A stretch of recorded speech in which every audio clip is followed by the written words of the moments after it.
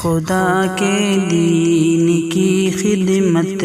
کا ایک انمول ادارہ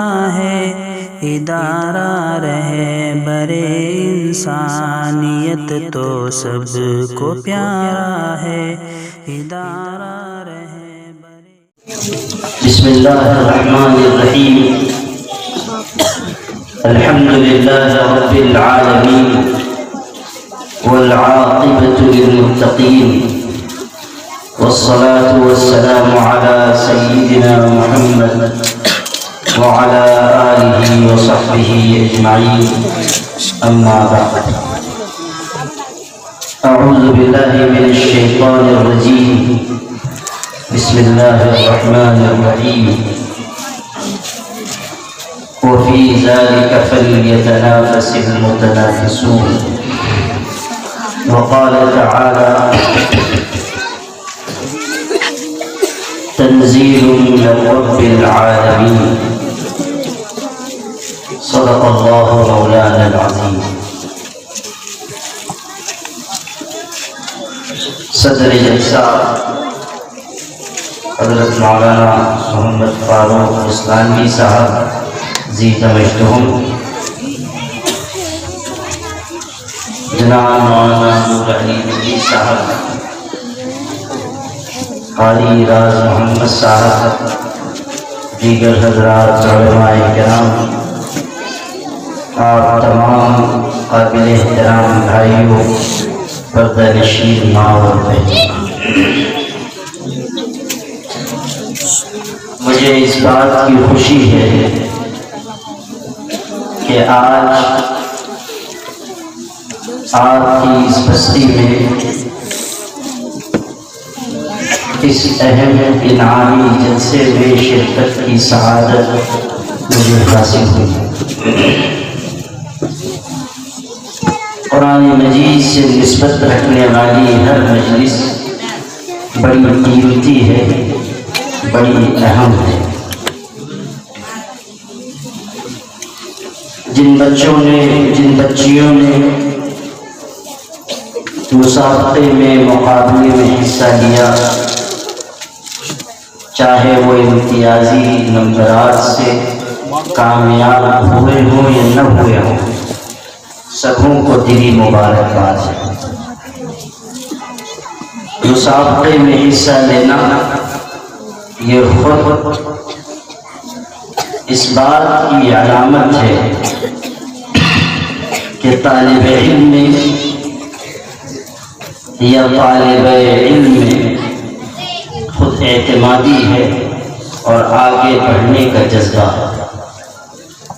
اللہ تعالیٰ تمام عزیز بچوں اور بچیوں کو روشن مستقبل عطا فرمائے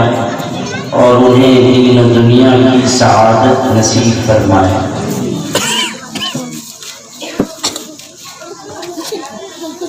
کئی اہم باتیں مجھے آپ تمام بھائیوں سے تھوڑے وقت میں عرض کرنی ہیں،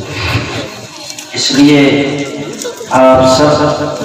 پوری توجہ کے ساتھ باتوں کو سنیے۔ سب سے پہلی اور بنیادی بات یہ ہے کہ مکاتب یعنی چھوٹے دینی ادارے، گاؤں دیہات کی سطح پر کام کرنے والے، دین سکھانے والے چھوٹے مکتب مدرسے، یہ ہمارے آپ کے لیے بڑا قیمتی سرمایہ ہے۔ آپ حضرات کو شاید بڑے مدرسوں کے مقابلے میں یہ مکاتب چھوٹی خدمت انجام دیتے ہوئے نظر آتے ہیں۔ شاید آپ یہ خیال کرتے ہوں کہ مکتب میں چھوٹی تعلیم ہو رہی ہے،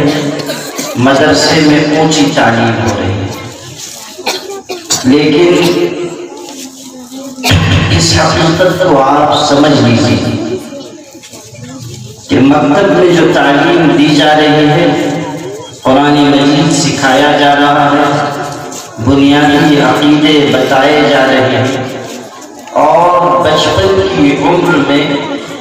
بچوں اور بچیوں کے دل پر توحید کا نقش بٹھایا جا رہا ہے۔ یہ تعلیم بہت ہی اہم ہے، بنیادی ہے اور قیمتی ہے۔ جو حالات اس وقت اس ملک میں ہیں اور پچھلے چند برسوں سے چلے آ رہے ہیں، ان میں تو ان مکاتب کی اہمیت اور بڑھ جاتی ہے۔ پوری کوشش اس ملک میں کی جا رہی ہے کہ ہمارے بچوں اور بچیوں کو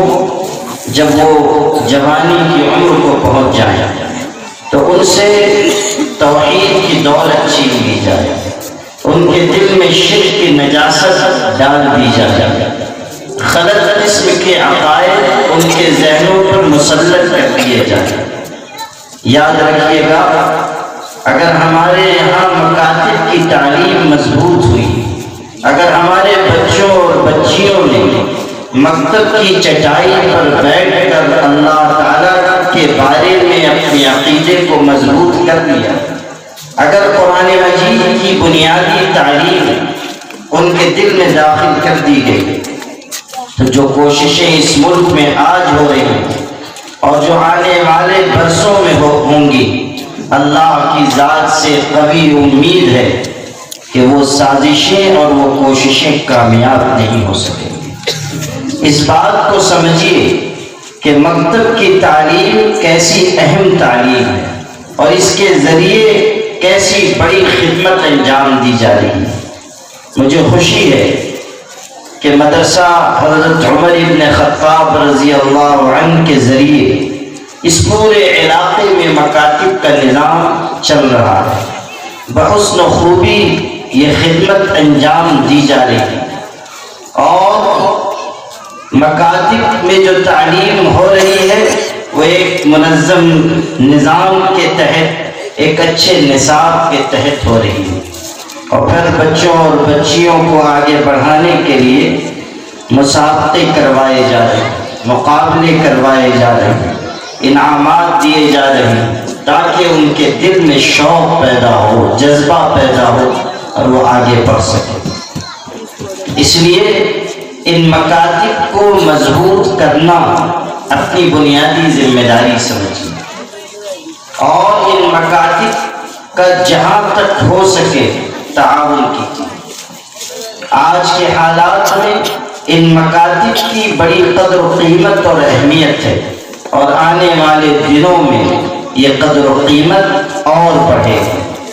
مکاتب کی تعلیم اور زیادہ مضبوط کرنے کی اور ہر علاقے میں پہنچانے کی ضرورت ہے۔ دین و ایمان کو محفوظ کرنے کا یہ بنیادی ذریعہ ہے، ورنہ سمجھ لیجئے بڑی بڑی ذمہ داری کے ساتھ میں آپ سے کہتا ہوں کہ ارتداد ہمارے دروازوں تک آ رہا ہے، فکری انحراف ہمارے گھر کے دروازوں پر دستک دے رہا ہے۔ صورتحال یہ ہے کہ کتنی ہماری مسلمان بچیاں جو دینی تعلیم سے نابلد ہیں، دینی تعلیم سے ان کا رشتہ کٹا ہوا ہے، ان کی صورتحال یہ ہے کہ وہ دین و ایمان کا، اپنے ضمیر کا، اپنے حیا کا سودا کر رہے ہیں۔ کتنے روح فرسا واقعات پورے ملک میں پیش آ رہے ہیں، اور ایسے لوگ بھی اب ہماری صفوں میں کھڑے ہو رہے ہیں جو بنیادی دینی عقائد کے بارے میں خود شک میں مبتلا ہیں، جن کی زبانوں سے یہ بات سننے کو مل رہی ہے کہ فلاں اسلامی قانون غلط ہے، اسلام کا فلاں قانون غیر منصفانہ ہے، انصاف سے خالی ہے، اسے چھوڑ دیا جائے۔ یہ ہماری صفوں سے اٹھنے والی آوازیں ہیں۔ کیوں؟ اس لیے کہ ان کا رشتہ دین کی تعلیم سے کٹ گیا۔ انہوں نے اپنے بچپن میں، اپنی جوانی میں دین سیکھا نہیں، دین برتا نہیں، غلط راستوں پر چل پڑے۔ اس لیے میرے بھائیوں، میری پیاری بہنوں، مکاتب کے نظام کو مضبوط کرنا اپنی بنیادی ذمہ داری سمجھیے۔ اپنے ہر بچے کو، ہر بچی کو مکتب کے نظام سے جوڑیے۔ اپنا وقت ان اس شعبے پر لگائیے، اللہ نے کچھ صلاحیت دی ہے وہ لگائیے، مال ہے مال لگائیے۔ آج ہم مسلمان بھائیوں کا مال کہاں کہاں خرچ ہو رہا ہے، شادی بیاہ کی تقریب میں لاکھوں لاکھ روپے فضول اڑائے جا رہے ہیں، کوئی اور تقریب آ جائے لاکھوں روپے لٹائے جا رہے ہیں، لیکن مسجد کا معاملہ ہے، مدرسے کا معاملہ ہے، دینی محنت کا معاملہ ہے تو پھر ہم پر بخل اور کنجوسی کا دورہ پڑ جاتا ہے، اور اس وقت پیسہ ایسا معلوم ہوتا ہے کہ پیسہ کہیں ہم سے بہت دور چلا گیا جسے پانا مشکل ہے۔ مدرسے کا سفیر آ جائے تو بعض مسلمان بھائی ہمارے ایسے ہیں کہ وہ اتنی دشواریاں، ایسی کاروباری پریشانیاں مدرسے کے سفیر کو بیان کرتے ہیں کہ وہ بیچارہ سفیر بھی سوچتا ہے کہ کاش میرے پاس زکوٰۃ کا پیسہ ہوتا تو انہی کو دے دیتا، سب سے بڑے حقدار مستحق زکوٰۃ تو یہی معلوم ہو رہے ہیں۔ یہ صورتحال ہے۔ جب تک 10 مرتبہ مدرسے کے سفیر کو آگے پیچھے نہیں کیا جائے گا، لوگ عام طریقے پر تعاون نہیں کرتے۔ سچائیاں ہیں ہمارے سماج کی جسے ہمیں قبول کرنا چاہیے اور اس حقیقت کو کا اعتراف کرنا چاہیے کہ ہمارا مال غلط جگہوں پر بے جا خرچ ہو رہا اور صحیح جگہ پر ہمارا مال کم لگ رہا ہے۔ میں یہ نہیں کہتا کہ مال نہیں لگ رہا ہے، اللہ کے بندے ہیں خرچ کرتے ہیں، اللہ کے بندے ہیں حق حلال کی روزی میں سے کچھ حصہ دینی کاموں کے لیے نکالتے ہیں، لیکن عام طریقے پر مسلمانوں میں خرچ کرنے کا مزاج کم ہے، کنجوسی کچھ زیادہ ہے۔ ہمارے آقا صلی اللہ علیہ وسلم نے فرمایا تھا ثلاث مہلکات، 3 چیزیں تباہ کر دینے والی، حول متبع،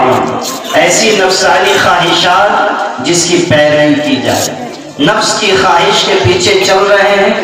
تباہی آئے گی، شح مطاع، ایسا بخل جس کی پیروی کی جائے، کنجوسی ہے کنجوسی کے راستے پر چل رہے ہیں تباہی آئے گی۔ اور تیسری بات فرمائی اعجاب کل ذی رأی برأیہ، ہر انسان کا اپنی رائے کو پسند کرنا یہ بھی انسان کی تباہی کی بنیاد ہے۔ انسان اگر یہ خیال کرے کہ میں اونچا ہوں، میں بڑا ہوں، میں بہتر ہوں، دوسرے کمتر ہیں، حقیر ہیں، ذلیل ہیں، تو یہ اس کی تباہی کا آغاز ہے۔ اللہ تعالیٰ یہ چاہتا ہے کہ انسان جھک کر رہے، انسان تواضع کے ساتھ چلے، انسان میں عاجزی ہو، انسان کے اندر اللہ تعالیٰ کے آگے جھک جانے کا مزاج ہو۔ یا ایھا الناس انتم الفقراء الی اللہ، قرآن میں فرمایا دنیا کے انسانوں تم سب اللہ کے آگے فقیر ہو، محتاج ہو، بے بس ہو، خدا کے آگے مانگنے والے ہو۔ جو کچھ تمہارے پاس ہے وہ اللہ کا دیا ہوا ہے، تم خود کچھ اپنی ماں کے پیٹ سے لے کر نہیں آئے۔ سکندر نے آدھی سے زائد دنیا کو فتح کیا، سکندر اعظم کہلایا، اور اپنے وطن سے بہت دور سفر کی حالت میں موت آئی۔ جب موت کا وقت قریب آیا، عین جوانی کے عالم میں دنیا کا فاتح مر رہا ہے، اس وقت سکندر اعظم نے یہ وصیت کی تھی مر جاؤں اور میرا جنازہ تیار ہو تو میرے دونوں ہاتھ کفن سے باہر نکال دے۔ لوگوں نے کہا ایسا کیوں؟ تو سکندر اعظم نے کہا تاکہ دنیا یہ دیکھ لے کہ وہ سکندر جس نے آدھی دنیا کو فتح کیا وہ بھی دنیا سے اسی طرح خالی ہاتھ گیا جس طرح ماں کے پیٹ سے خالی ہاتھ آیا، خالی ہاتھ آیا تھا اور خالی ہاتھ دنیا سے رخصت ہوا۔ انسان ماں کے پیٹ سے کچھ لے کر نہیں آتا، جو دیتا ہے اللہ دیتا ہے، اور انسان دنیا سے رخصت ہوتا ہے تو نہ دولت لے جاتا ہے، نہ عزت لے جاتا ہے، نہ شان و شوکت لے جاتا ہے، نہ اقتدار و سلطنت لے جاتا ہے۔ دنیا کے وہ بڑے بڑے انسان جن کے کپڑوں پر کبھی کوئی داغ نہیں لگتا تھا، اور جب وہ چلتے تھے تو سینکڑوں لوگ ان کے پیچھے چلتے تھے۔ جب ان کا آخری سفر پیش آیا تو اس آخری سفر میں نہ بیوی ساتھ گئی، نہ بچے ساتھ گئے، نہ درباری گئے، نہ وزیر گئے، نہ آگے پیچھے چلنے والے گئے، تنے تنہا قبر کے سفر پر وہ روانہ ہوئے اور منو مٹی کے نیچے دبا دیے گئے، جہاں نہ کوئی دیکھنے والا، نہ کوئی حال پوچھنے والا، نہ کوئی عذاب سے بچانے والا۔ کہنے والے نے کہا تھا کہ جز خاک نہ تکیہ نہ بچھونا ہوگا، آغوش لحد میں جب کہ سونا ہوگا، جز خاک نہ تکیہ نہ بچھونا ہوگا۔ آہ قبر کی تنہائی میں کون ہوئے گا انیس، ہم ہوں گے اور قبر کا کونا ہوگا۔ انسان قبر میں چلا جائے اور تنے تنہا قبر میں پڑا ہوا ہوگا، کوئی دیکھنے والا نہیں، کوئی عذاب سے بچانے والا نہیں۔ سیدنا علی رضی اللہ تعالیٰ عنہ نے ایک موقع پر لوگوں کو خطاب کیا تو اپنی تقریر میں یہ بات ارشاد فرمائی کہ روزانہ قبر پکار کر یہ کہتی ہے کہ میرے اندر آنے والوں، میرے آغوش میں سونے والوں، اور دنیا کے پیٹ سے قبر کے پیٹ میں منتقل ہونے والوں، کان کھول کر سن لو، انا بیت الظلمہ، میں تاریکی اور اندھیری کا گھر ہوں، انا بیت الوحشہ، میں تنہائی اور وحشت کی جگہ ہوں، انا بیت الدینان، میں کیڑے مکوڑوں کا مقام ہوں۔ قبر کی مٹی کے نیچے انسان چلا جائے گا،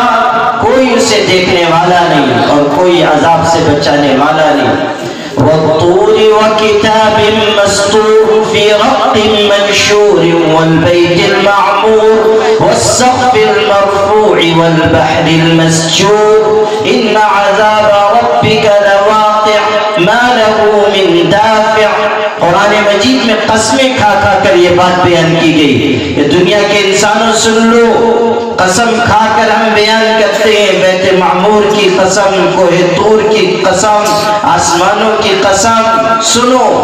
ان عذاب ربک لواقع، تیرے پروردگار کا عذاب آ کر رہے گا، اور اللہ کے عذاب کو کوئی ہٹا نہیں سکتا، خدا کے عذاب کو کوئی دفع نہیں کر سکتا۔ کون ہے دنیا میں ایسا مائی کا لال جو خدا تعالیٰ کی طرف سے آئے ہوئے عذاب کو ہٹا سکے؟ دنیا کے تمام آلات اور دنیا کی ساری سائنس اور دنیا کے سارے حکیم اور طبیب اور دنیا کے تمام صاحبان اقتدار اور دنیا کے تمام ارباب تخت و تاج اور دنیا کے تمام طاقت و قوت رکھنے والے انسان سب مل کر اگر چاہیں کہ اللہ کے آئے ہوئے عذاب کو دور کر دیں، نہیں کر سکتے، اس لیے کہ خدا کا فیصلہ اٹل ہے اور اس کی تقدیر کبھی مٹنے والی نہیں۔ وَكَانَ أَمْرُ اللَّهِ قَدَرًا مَقْدُورًا، اللہ کا معاملہ یہ ہے کہ وہ ٹھہرائی ہوئی تقدیر ہے جسے بدلنے کی کسی کو طاقت نہیں۔ جو اللہ کا فیصلہ ہے وہ نافذ ہو کر رہے گا۔ اللہ کا عذاب آئے گا، کسی کے ٹالے نہیں ٹلے گا۔ آپ دیکھیے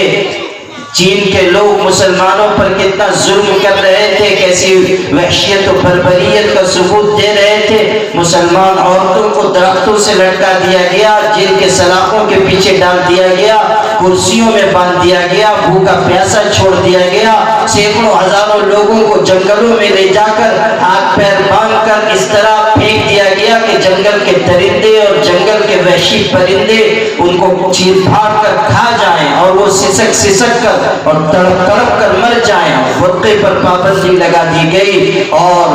قرآن مجید کے احکامات کے سلسلے میں بدزبانی کی گئی اور اللہ تعالیٰ کے دین کے بارے میں بدنامی کا ایک مشن چلایا گیا۔ اور آج سے نہیں، دسیوں سال سے چین کی حکومت اور چین میں بسنے والے لوگ مسلمانوں پر عرص حیات تنگ کر رہے تھے اور انہیں اپنی ٹیکنالوجی پر اور اپنے اوزار پر اور اپنے ہتھیار پر اور اپنی سائنس پر اور اپنے جدید آلات پر اور اپنی طاقت و قوت پر اور اپنے اقتدار پر اور اپنی ترقیات پر اور اپنی انکشافات اور ایجادات پر پورا بھروسہ تھا، پورا اطمینان تھا۔ لیکن جب اس ظلم کے نتیجے میں اللہ کا عذاب آیا اور کورونا وائرس پھیل گیا تو تو اب دیکھیے سارا چین الٹا لٹکا ہوا ہے اور کوئی اس جراثیم کو ختم نہیں کر پا رہا ہے. کتنے لوگوں کو انہیں جلا دینا پڑا. دنیا سے سب خبریں چھپائی جا رہی ہیں اور دنیا میں اپنی بدنامی سے بچنے کے لیے طرح طرح کی تدبیریں کی جا رہی ہیں. لیکن وہاں کی جو اصل صورتحال ہے وہ یہ کہ سینکڑوں لوگوں کو, اپنے ہی باشندوں کو انہوں نے زندہ جلوا دیا تاکہ جراثیم ختم ہو جائے, دوسرے لوگوں کو بچایا جا سکے. تمام آلات استعمال کیے جا رہے ہیں اور تمام میڈیکل سائنس کی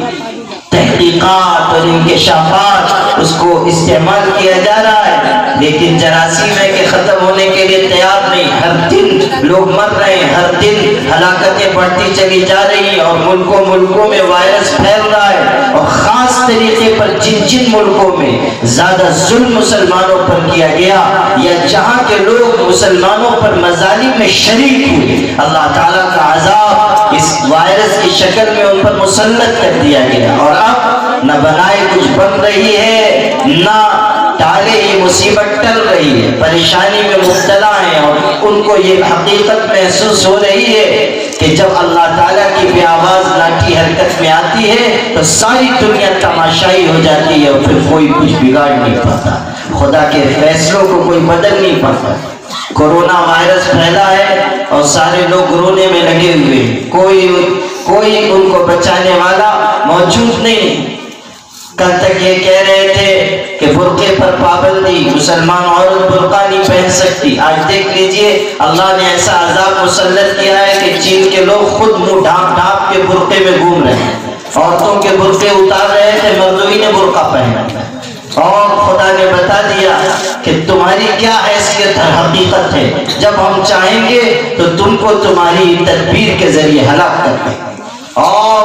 خدا تعالیٰ اپنی طاقت و قوت ظاہر کر کے رہتا ہے, بتاتا ہے. سبق لینا چاہیے ہمارے ملک کے لوگوں کو بھی جو آج مظالم اٹھا رہے ہیں, جو دہلی کی سڑکوں پر لوگوں کا خون بہا رہے ہیں, جو یو پی میں جیل کے سلاخوں کے پیچھے لوگوں کو ڈال رہے ہیں, جو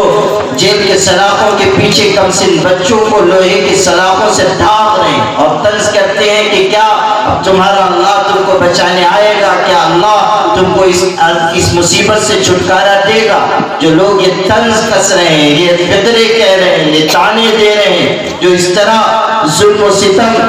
اور وحشیت و بربریت کے راستے پر جا رہے ہیں, وہ یہ نہ سمجھے کہ اقتدار پشت پناہی کرنے کے لیے موجود ہے تو کوئی ان کا ہاتھ روکنے والا نہیں ہے. خدا کی قسم, جس دن اللہ تعالیٰ کا غیظ و غضب حرکت میں آئے گا اس دن ایسی جگہ سے مارا جائے گا کہ انسان تصور بھی نہیں کر سکتا, اور ایسی جگہ سے اللہ کا عذاب آئے گا کہ انسان کے پاس بچاؤ کا کوئی راستہ نہیں ہوگا. قرآن پاک میں کہا گیا فَأَتَاهُمُ اللَّهُ مِنْ حَيْثُ لَمْ يَحْتَسِبُوا وَقَذَفَ فِي قُلُوبِهِمُ الرُّعْبَ يُخْرِبُونَ بُيُوتَهُمْ بِأَيْدِيهِمْ وَأَيْدِي الْمُؤْمِنِينَ. ارشاد فرمایا گیا کہ اللہ تعالیٰ کا عذاب ان پر ایسی جگہ سے آیا جہاں سے وہ سوچ نہیں سکتے تھے, وہ گمان نہیں ہو سکتا تھا. ایسی جگہ سے اللہ تعالیٰ کا عذاب ان پر آیا. آج جو ظلم اس ملک میں ہو رہا ہے وہ بدترین ظلم ہے. جو ظالمانہ قوانین ہم پر مسلط کیے جا رہے ہیں وہ اس ملک کے دستور کے خلاف ہیں, یہاں کے آئین کے خلاف ہیں, انسانیت کے خلاف ہیں. اور ہمیں پوری طاقت و قوت سے یہ بات کہنی چاہیے کہ ایک جمہوری ملک کے لیے, گنگا جمنی تہذیب رکھنے والے ملک کے لیے کسی طرح یہ مناسب نہیں ہے کہ یہاں کے عوام کی رائے کے برخلاف ان پر ظالمانہ قوانین مسلط کیے جائیں. ہرگز اسے برداشت نہیں کیا جائے گا, اسے قبول نہیں کیا جائے گا. پورا ملک اس کے خلاف سراپا احتجاج بنا ہوا ہے اور پورے ملک نے ایک رائے ہو کر اسے مسترد کر دیا ہے. اور یاد رکھیے گا جن کا یہ منصوبہ ہے کہ وہ اس ملک سے ہمیں نکالیں گے یا اس ملک کے باشندوں کو بے دخل کریں گے یا عارضی قید خانوں میں ڈالیں گے یا کاغذات کی الجھنوں میں پھنسائیں گے یا ملک کے دستور کے خلاف کام کر کے وہ اپنے اقتدار کی کرسی کو بچائے رکھیں گے, وہ ہرگز اپنے ارادوں میں کامیاب نہیں ہو سکتے. اس لیے کہ یہ ملک گنگا جمنی تہذیب رکھنے والا ملک ہے اور یہاں کے لوگ محبت کے ساتھ ایک دوسرے کو لے کر چلنے کا مزاج رکھتے ہیں. یہ صوفی سنتوں کی سرزمین ہے, یہ اولیاء کی سرزمین ہے, اور اس سرزمین میں اللہ نے محبت اور پیار کا خمیر اور زمین رکھا ہے. اس لیے اس ملک کو اس طرح تباہ و برباد نہیں کیا جا سکتا. ہمارا صاف اعلان ہے کہ اسی گلی کی ہے خاک سے یہی خاک اپنی ملائیں گے, نہ بلائے آپ کے آئے ہیں نہ نکالے آپ کے جائیں گے.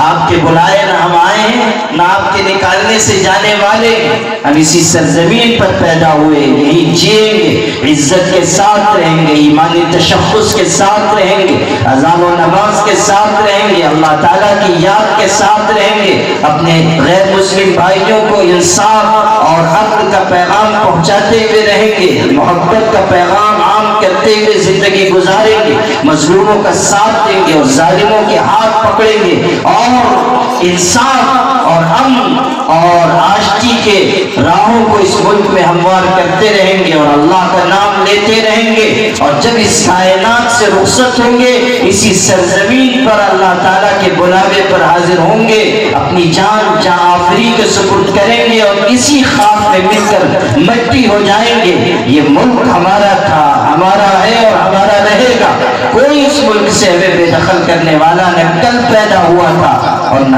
آج پیدا ہوا ہے.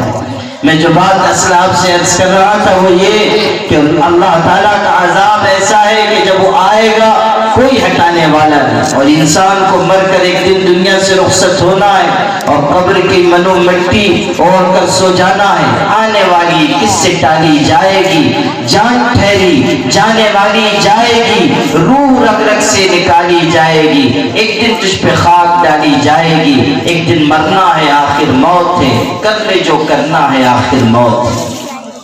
تو سیدنا علی رضی اللہ تعالیٰ ارشاد فرما رہے ہیں کہ قبر پکارتی ہے, میں وحشت کا گھر, میں ظلمت کا گھر, میں کیڑے مکوڑوں کا گھر. اور جب انسان قبر میں چلا جائے گا کوئی پرسان حال نہیں ہوگا, اور انسان کے ساتھ صرف وہ چیز جائے گی جو عمل صالح کہلاتی ہے. اچھے اعمال وہ انسان کی قبر میں اس کے رفیق, اس کے ساتھی ہوں گے. آج انسان اگر خرچ کرے گا کل وہ کام آئے گا. وَمَا تُقَدِّمُوا لِأَنفُسِكُم مِّنْ خَيْرٍ تَجِدُوهُ عِندَ اللَّهِ. جو آج خرچ کر رہے ہو, جو آج اپنے لیے آگے بھیج رہے ہو, جو نیکی کر رہے ہو, جو رات کی تنہائی میں اٹھ رہے ہو, جو تہجد کے وقت نوافل ادا کر رہے ہو, جو دن کے اجالے میں غریبوں, مسکینوں, یتیموں, فقیروں, محتاجوں, بے بسوں, بے کسوں, بے سہارا انسانوں کا ساتھ دے رہے ہو, یہ ساری چیز کل قیامت کے دن تمہاری نگاہ کے سامنے ہوگی اور تمہارے کام آئے گی. ایک مرتبہ اگر کسی نے سبحان اللہ کہا ہے, قیامت کے دن وہ نیکی اس کے کام آئے گی. حضرت سلیمان علیہ السلام کتنے بڑے بادشاہ تھے, کتنے بڑے پیغمبر تھے.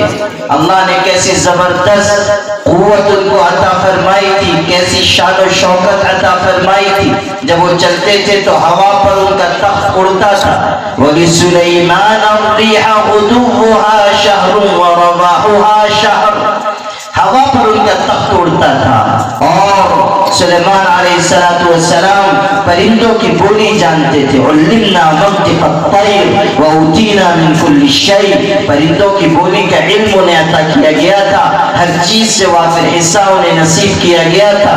اور اللہ تعالیٰ نے انہیں ایسی بادشاہت دی جو نہ ان سے پہلے کسی کو ملی نہ ان کے بعد کسی کو ملی. رب اغفر لی وہب لی ملکا لا ينبغی لأحد من بعدی انک انت الوہاب. انہوں نے اللہ سے دعا مانگی تھی, خدا بندہ میرا گناہ معاف کر, میری خطا معاف کر, لغزش سے درگزر کر, اور مجھ کو ایسی بادشاہت عطا کر جو میرے علاوہ کسی کو نہ ملے. لا ينبغی لأحد من بعدی, صرف مجھ کو ایسی بادشاہت ملے. چنانچہ جنوں پر بھی ان کی بادشاہت تھی, پرندوں پر بادشاہت تھی. جب وہ چلتے تھے ہوا میں تخت اڑتا تھا تو پرندوں کی بہت بڑی جماعت اپنے پروں سے پروں کو ملا کر ان پر سایہ کر لیتی تھی, اور جناتوں کا بہت بڑا لشکر ان کے آگے اور پیچھے ان کی حفاظت کے لیے اور ان کی خدمت کے لیے چلتا تھا. ایک مرتبہ سلیمان علیہ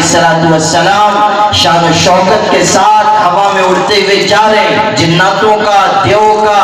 بہت بڑا لشکر ان کے ساتھ ہے, اور پرندوں نے ان کے اوپر سایہ کر رکھا ہے, اور شان و شوکت ان کے حلیے سے، جسم سے، تخت سے، لشکر سے ظاہر ہو رہی ہے۔ سلیمان علیہ السلام بڑھ رہے ہیں، اتنے میں ان کا گزر ایک عبادت گزار انسان پر ہوا، ایک راہب اللہ کو یاد کرنے والا، وہ خدا کی یاد میں مگن بیٹھا ہے، اور وہاں سے ان کی سواری، ان کا تخت گزرا۔ اس نے نگاہ اٹھا کر دیکھا اور شان و شوکت دیکھ کر بڑا متاثر ہوا، کہنے لگا او سلیمان علیہ السلام، اللہ نے آپ کو کیسی اونچی شان عطا کی ہے، کیسا اونچا مقام عطا کیا ہے، اللہ نے آپ کو کیسی عزت دی ہے، کیسی بادشاہت دی ہے۔ سلیمان علیہ السلام نے پلٹ کر اس عبادت گزار انسان کو کیسا خوبصورت جواب دیا، فرمایا کہ او راہب، او عبادت گزار، سن، مومن کے نام اعمال میں ایک سبحان اللہ کا اجر سلیمان کی پوری بادشاہت اور شان و شوکت سے بڑھ کر ہے، اس لیے کہ تسبیح کا اجر باقی رہے گا، سلیمان کی بادشاہت جاتی رہے گی، سلیمان کی بادشاہت مٹ جائے گی، تسبیح کا اجر باقی رہے گا۔ وَمَا تُقَدِّمُوا لِأَنفُسِكُم مِّنْ خَيْرٍ تَجِدُوهُ عِندَ اللَّهِ، جو آج نیکی کرو گے کل قیامت کے دن اللہ کے ہاں اس کو موجود پاؤ گے، چھوٹی سے چھوٹی نیکی ہو انسان کے کام آئے گی۔ حضرت تھانوی رحمۃ اللہ علیہ کے مواعظ میں ہے، امام ابو داؤد رحمۃ اللہ علیہ جو سنن ابی داؤد کے مصنف ہیں، بہت بڑے عالم بزرگ، لاکھوں لاکھ حدیثیں ان کو یاد تھی، خود فرمایا کہ 5 لاکھ حدیثوں سے میں نے یہ مجموعہ مرتب کیا ہے۔ سنن ابی داؤد ان کی مشہور زمانہ کتاب ہے، دور حدیث میں ہر مدرسے میں پڑھائی جاتی، صحاح ستہ میں سے ایک کتاب۔ امام ابو داؤد رحمۃ اللہ علیہ ایک مرتبہ دریا کے کنارے کھڑے ہوئے تھے، اور سمندر میں، دریا میں ایک جہاز لنگر انداز تھا، گہرے پانی میں جہاز کو کھڑا کیا جاتا ہے اور کشتیاں وہاں سے کنارے تک آتی ہیں، جہاز کم پانی میں نہیں چل پاتا، اس لیے اس کو گہرے پانی میں روکا جاتا ہے۔ حضرت امام ابو داؤد دریا کے ساحل پر ہیں، سمندر میں جہاز کھڑا ہوا ہے اور جہاز پر لوگ سوار ہیں، اور کشتیاں کنارے پر لگی ہوئی ہیں، اور جہاز تک لے جانے کے لیے کشتیاں 4 درہم کرائے پر لی جاتی، اس زمانے میں لی جاتی تھی، 4 درہم کرایہ ہوتا تھا کنارے سے لے کر جہاز تک جانے کے لیے۔ جہاز پر جو لوگ سوار تھے ان میں سے کسی کو چیخ آئی اور اس نے کہا الحمدللہ۔ اب سنت یہ ہے کہ اگر کسی کو چیخ آئی اور اس نے الحمدللہ کہا تو جس مسلمان نے سنا ہے وہ پلٹ کر جواب دے اور کہے یرحمک اللہ۔ امام ابو داؤد رحمۃ اللہ علیہ نے بھی ساحل پر کھڑے ہو کر چیخنے والے کی چیخ سنی، الحمدللہ یہ جملہ سنا۔ اب وہ کہہ دیتے ساحل پر کھڑے ہوئے یرحمک اللہ کافی ہو جاتا، لیکن سنت پر عمل کا ایسا اہتمام تھا، محدث تھے، بزرگ تھے، عظیم عالم تھے، انہوں نے کرائے پر 4 درہم کرایہ دے کر ایک کشتی کرائے پر لی اور جہاز تک تشریف لے گئے، اور وہاں جا کر سر اٹھایا،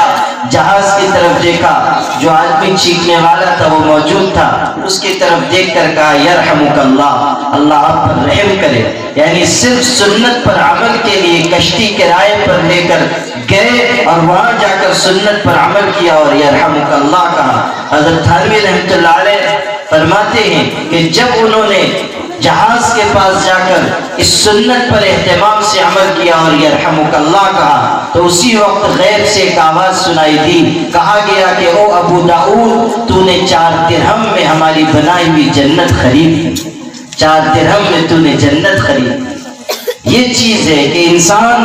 چھوٹے سے چھوٹا عمل انجام دے، قیامت کے دن اللہ تعالیٰ کے ہاں وہ عمل کام آئے گا۔ آج اگر آپ مکاتب پر، مدارس پر، دینی محنت پر، دعوت و تبلیغ پر، خانقاہوں پر، یتیموں پر، مسکینوں پر، فقیروں پر اپنی حلال کمائی خرچ کریں گے، کل یہ سرمایہ آپ کے لیے کام آئے گا، نفع بخش ثابت ہوگا۔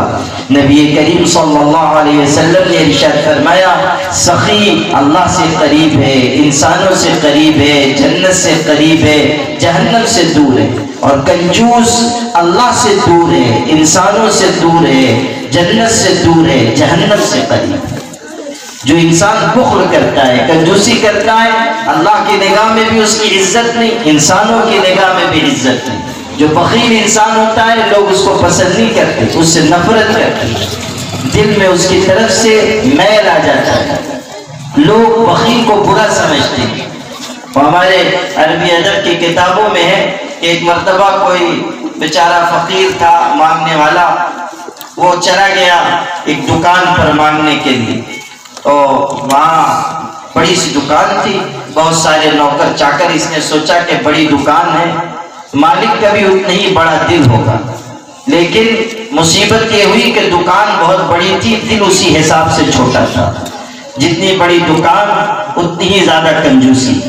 کبھی کبھی ایسا ہوتا ہے کہ مال بہت ہوتا ہے، دولت بہت ہوتی ہے، دل کی نعمت اللہ نہیں عطا کرتا۔ بہت سے انسان ہوتے ہیں کہ ان کے پاس دل ہوتا ہے، دولت نہیں ہوتی، اور کچھ ایسے خوش نصیب ہوتے ہیں کہ جن کو اللہ دل اور دولت دونوں نعمتوں سے نوازتا ہے۔ اور اصل مالداری تو دل کی مالداری ہے، الغنا غنى النفس، ہمارے آقا علیہ السلام نے فرمایا اصل مالداری تو دل کی مالداری۔ تو وہ انسان بڑا کنجوس تھا، یہ بیچارہ فقیر چلا گیا، اس نے کہا بھوکا ہوں، محتاج ہوں، کچھ کھلا دو، کچھ دے دو۔ اس نے بہت ٹالنا چاہا، عذر معذرت کیے، بعد میں آنا، ایسا کرنا ویسا کرنا۔ کنجوسوں کے پاس تو ایک سے ایک نسخے ہوتے ہیں، کچھ تو خود ان کے اپنے ہوتے ہیں، کچھ حضرت ابلیس سے ان کو درس ملتا رہتا ہے، وہاں سے سلسلہ سند ان کا متصل رہتا ہے، تو وہاں سے ہدایتیں ملتی رہتی ہیں۔ تو بہت بہانے کیے اس نے، لیکن وہ جو فقیر تھا وہ بھی لگتا ہے کہ ہمارے حضرت وزیر اعظم کا کوئی رشتہ دار رہا ہوگا، تو وہ اس نے بھی طے کر دیا کہ جاؤں گا ہی، وہیں دھرنے پہ بیٹھ گیا۔ کتنا ہی اس نے عذر معذرت کی مگر یہ ٹرنے کے لیے تیار نہیں، بیٹھ گیا وہ۔ اب جب وہ بالکل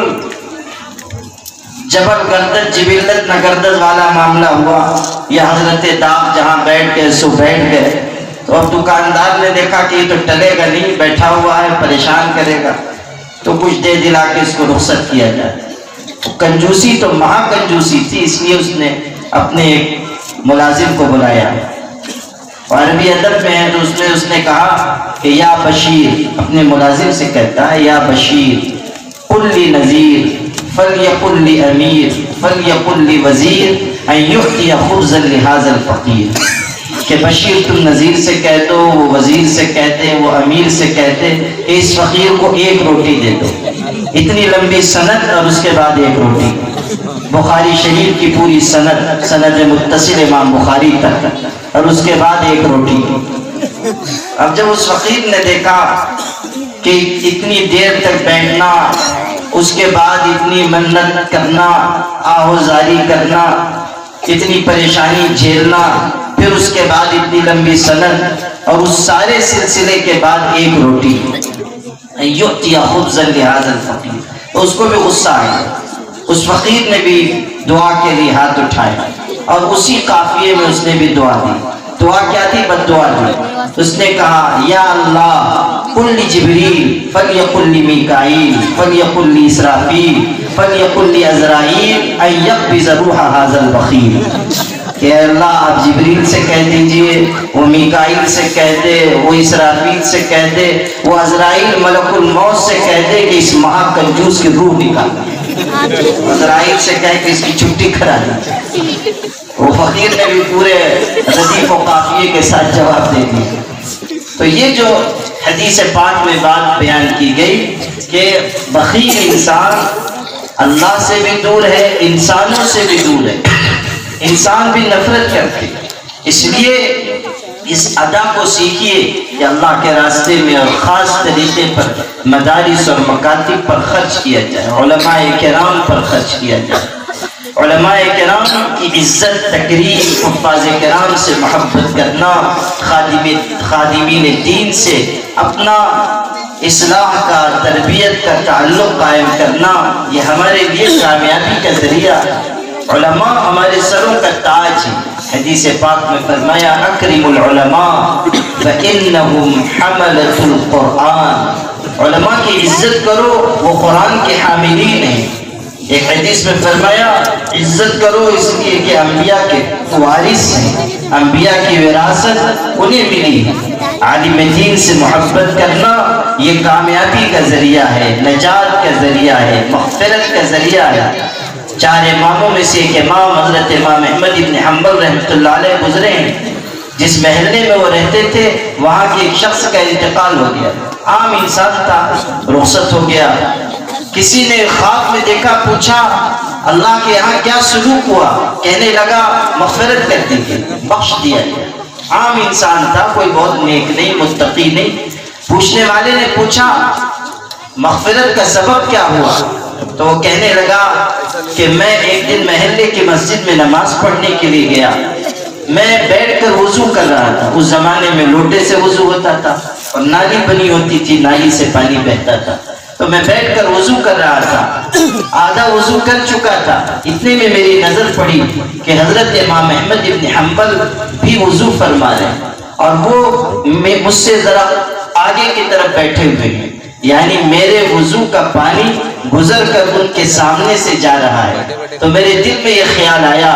کہ وضو کے پانی کے ساتھ تو گناہ جھڑتے ہیں، میں تو بہت گنہگار فاسق فاجر انسان ہوں، میرے گناہ وضو کے پانی کے ساتھ جھڑ کر بہ رہے ہیں اور اتنے بڑے عالم اور امام کے سامنے سے گزر رہے ہیں۔ یہ عالم ہیں، امام ہیں، فقیہ ہیں، بزرگ ہیں، ہمارے سر کے تاج ہیں۔ مجھے بڑی شرم آئی، میں نے وضو وہیں روک دیا، لوٹا اٹھا کر میں اٹھ کر چپکے سے آگے چلا گیا اور حضرت کے اس طرف جا کر بیٹھ کر میں نے پھر وضو مکمل کیا تاکہ میرے وضو کا پانی حضرت کے سامنے سے نہ گزرے۔ اللہ تعالیٰ نے مجھ کو اپنے سامنے کھڑا کر کے فرمایا کہ تو نے ہمارے ایک عالم بندے کی عزت کی، جا اسی کی برکت سے ہم نے تجھ کو معاف کر دیا۔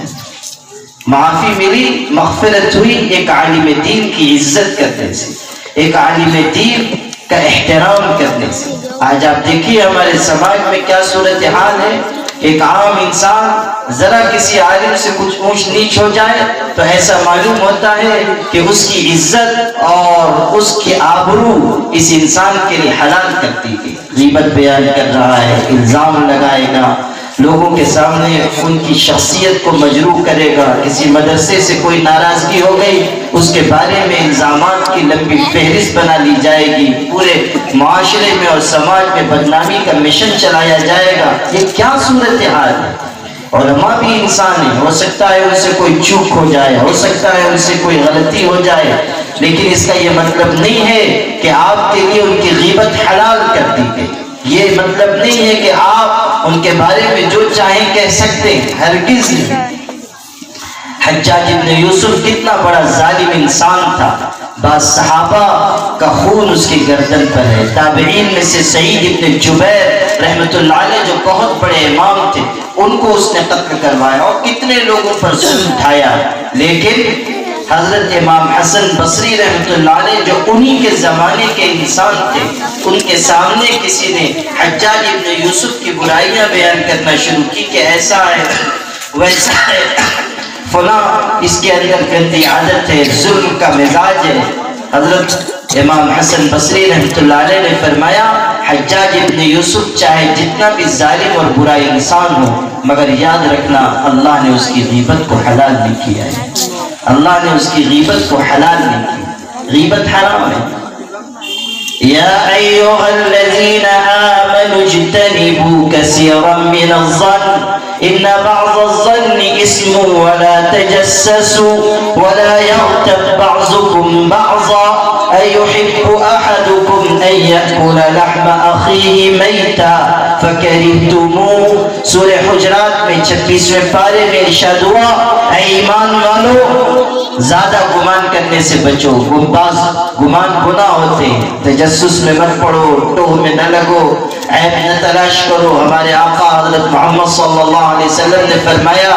مسلمان بھائیوں کے عیب نہ تلاش کرو، جو مسلمانوں کے عیب تلاش کرتا ہے اللہ اس کے عیب کے پیچھے لگ جاتا ہے، اور اللہ جس کے عیب کے پیچھے لگ جاتا ہے اسے گھر بیٹھے ذلیل کر دیتا ہے۔ یہ حدیث کے الفاظ ہیں، اللہ جس کے عیب کے پیچھے لگ جاتا ہے اسے گھر بیٹھے ذلیل کر دیتا ہے۔ اس لیے غیبت سے، تجسس سے، عیب جوئی سے اور خاص طریقے پر علماء کی بے احترامی سے اور ان کے بارے میں بدگمانی سے اپنے آپ کو بچائیے۔ ان سے پورا محبت کا،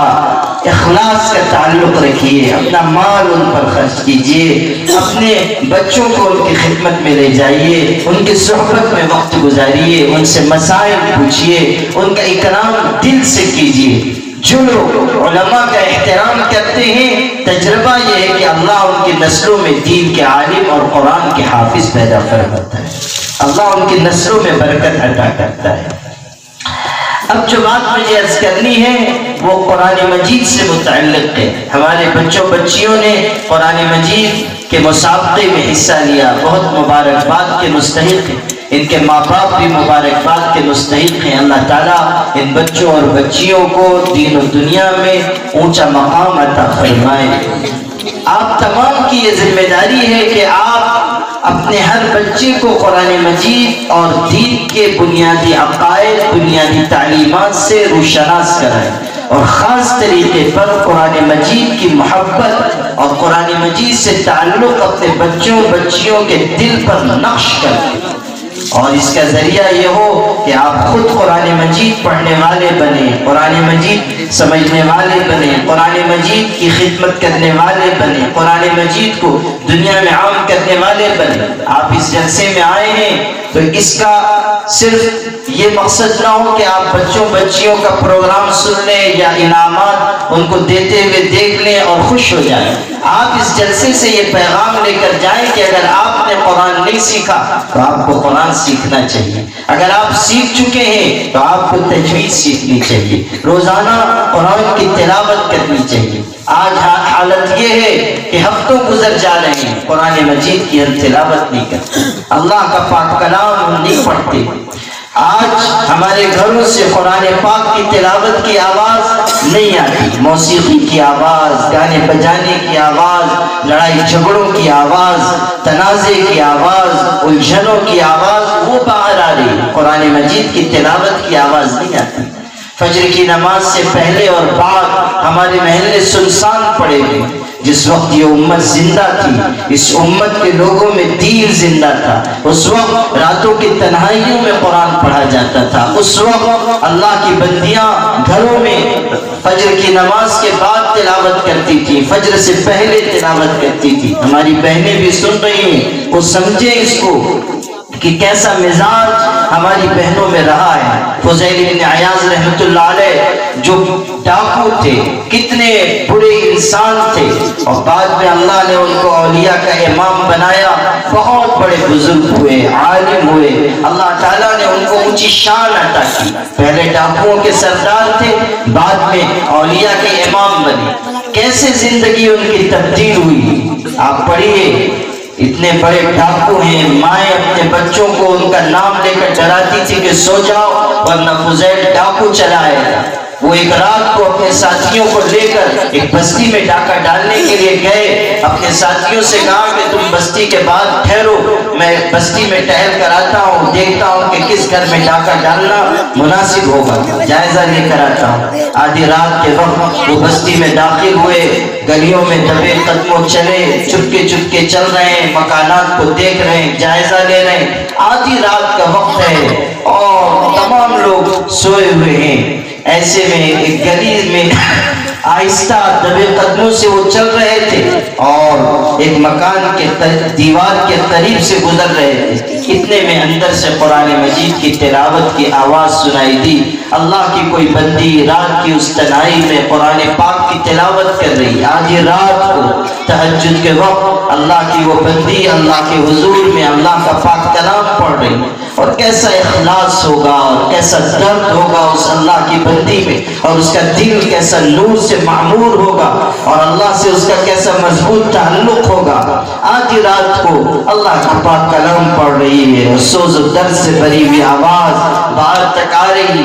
وہ آواز قرآن مجید کی تلاوت کی ایسی پرسوز تھی، اور خود قرآن مجید کی آیتوں کی ایسی تاثیر کہ فضیل ابن عیاض ڈاکوؤں کا سردار، اس کے قدموں کی زنجیر بن گئی وہ آواز، اور وہ ٹھٹک کر رک گئے اور کان لگا کر تلاوت سننے لگے۔ اندر اس اللہ کی بندی کو کیا پتا کون تلاوت سن رہا ہے، وہ تو مگن ہے کہ میں ہوں اور میرا اللہ ہے، میں اپنے اللہ کو اس کا کلام سنا رہی ہوں، وہ پڑھتے جا رہی ہے، اور باہر فضیل ابن عیاض کا دل موم کی طرف پگھل رہا ہے، یہاں تک کہ قرآن پاک کی تلاوت کرتے کرتے اس اللہ کی بندی نے یہ آیت پڑھی، أَلَمْ يَأْنِ لِلَّذِينَ آمَنُوا أَن تَخْشَعَ قُلُوبُهُمْ لِذِكْرِ اللَّهِ وَمَا نَزَلَ مِنَ الْحَقِّ، کیا ایمان والوں کے لیے ابھی وہ وقت نہیں آیا کہ ان کے دل اللہ کی یاد اور قرآن پاک کی آیتوں کے سامنے جھک جائیں؟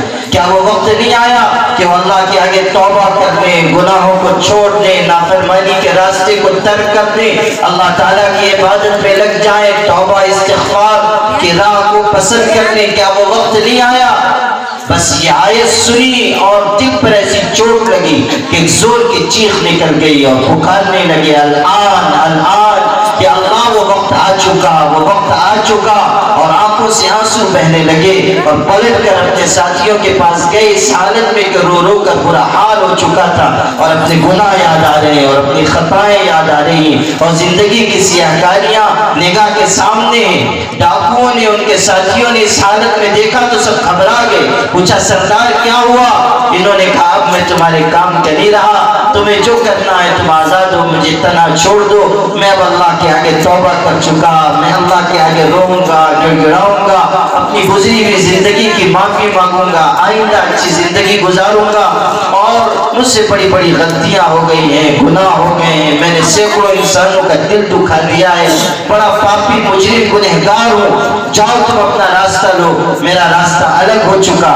ایسے درد کے ساتھ رو رو کر فضیل ابن عیاض نے یہ کہا کہ ان کے سارے ساتھیوں کے دل بھی موم کی طرف پگھل گئے اور وہ بھی رونے لگے اور ان کے قدموں پر گر گئے اور کہنے لگے کہ حضرت اگر آپ ڈکیتی کے زمانے میں ہمارے سردار تھے تو توبہ کے زمانے میں بھی آپ ہمارے امام ہوں گے، ہم آپ کے ہاتھ پر توبہ کرتے ہیں، ہم بھی معافی اللہ سے مانگتے ہیں۔ چنانچہ پوری جماعت نے توبہ کر لی، اور پھر فضیل ابن عیاض رحمۃ اللہ علیہ اس مقام تک پہنچے کہ سید الاولیاء کہلائے۔ میرے بھائیوں، میری پیاری بہنوں، یہ قرآن مجید کی تلاوت کا اہتمام تھا۔ آج آپ دیکھیے ہم تلاوت نہیں کر رہے، ہم قرآن پاک پر غور نہیں کر رہے، قرآن مجید پر عمل نہیں کر رہے، ان مشکل حالات میں بھی جبکہ چاروں طرف سے ہم پر یلغار ہے، مصیبتوں کے پہاڑ آ چکے ہیں، ہم پر بدلیاں چھا چکی ہیں، آندھیاں اور طوفان اٹھ رہے ہیں، سارے دروازے بند نظر آ رہے ہیں، لاکھوں لاکھ مسلمانوں کا ایمان داؤ پر لگا ہوا ہے، ہزاروں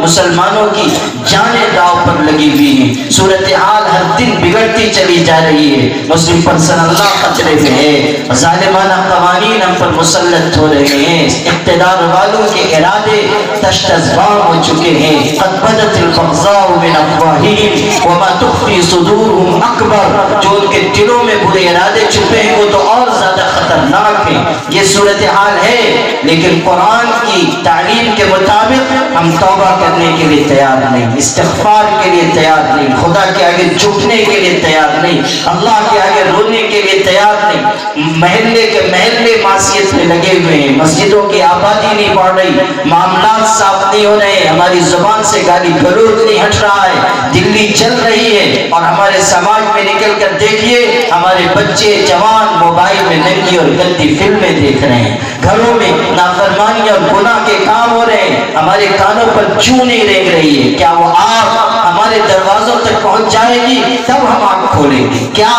جب ہمارے لیے ہر راستہ بند ہو جائے گا تب ہم نگاہ کھولیں گے، تب ہم آنکھیں کھولیں گے؟ اللہ کے بندو، عبرت حاصل کرو اور ان مشکل حالات میں قرآن کی اس ہدایت پر عمل کرو۔ یا قوم استغفروا ربکم انہ کان غفارا، اے میری قوم کے لوگوں، اللہ کے آگے اپنے گناہوں کی معافی مانگ لو، اب بھی وقت ہے، توبہ کر لو، گناہ چھوڑ دو، اچھی زندگی گزارو، اخلاق بچے بناؤ، کردار اچھا بناؤ، اولاد کی اچھی تربیت کرو، اپنے گھروں میں اسلامی ماحول قائم کرو، ٹی وی اپنے گھر سے نکالو، موبائل سے گندی لنگی تصویریں فلمیں نکالو، اللہ تعالیٰ نے جو راستہ بتایا اس پر چلو۔ قل انما حرم ربی الفواحش ما ظہر منها وما بطن، تمام بے حیائی کے کام کھلے ہو چھپے ہو سب حرام ہے، ہر چھوٹے بڑے گناہ سے اپنے آپ کو بچاؤ اور اللہ کی طرف رجوع ہو جاؤ، اللہ کی طرف لوٹ جاؤ،